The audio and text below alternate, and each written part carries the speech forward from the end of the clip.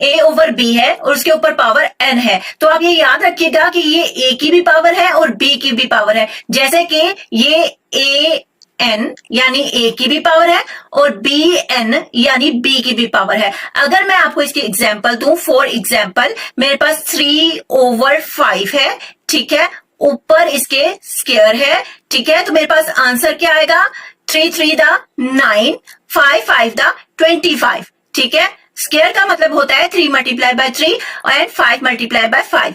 इसी तरह अगर a m है, a n है, यानी दो पावर्स आपस में डिवाइड हो रही हो तो वो आपस में सब्ट्रैक्ट हो जाती हैं। बेस क्योंकि सेम है तो बेस एक ही रहेगी और जो निचली पावर है वो क्या होगी, नेगेटिव हो जाएगी, यानी जब नीचे से ऊपर जाएगी तो वो माइनस हो जाएगी, यानी m माइनस n, ठीक है। अगर मैं आपको इसकी एग्जाम्पल दूं कि फॉर एग्जाम्पल मेरे पास y 5 है, ठीक है, एंड y 2 है, तो क्या होगा, बेस सेम है, तो मेरे पास आंसर क्या आएगा, y 5 माइनस 2, ठीक है, y की पावर 3 आ जाएगी मेरे पास, ठीक है।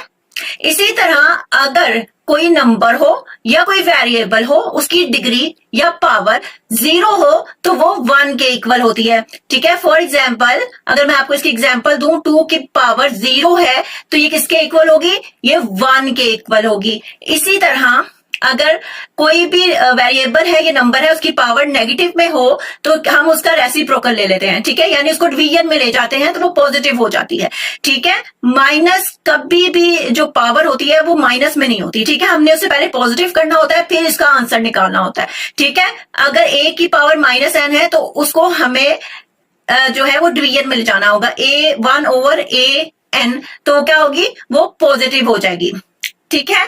अगर मैं आपको इसकी एग्जाम्पल दूं, ठीक है, मतलब कि 4 है मेरे पास, ठीक है, उसकी पावर -2 है, ठीक है, तो क्या करेंगे, हम इसको नीचे डिवीजन में ले जाएंगे, 1 ओवर 4 स्क्वायर हो जाएगा और इसका आंसर क्या आएगा, 4 4 दा 16, यानी 1 ओवर 16।